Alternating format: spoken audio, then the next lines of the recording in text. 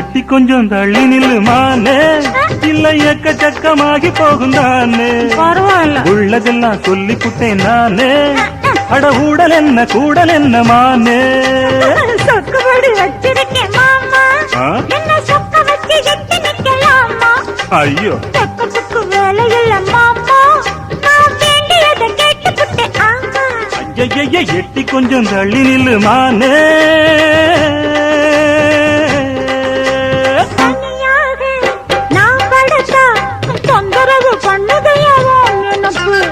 என்ன நீங்க ஆதரிச்சா விட்டு விட்டு ஓடுமையா ஏன் தவிப்பு?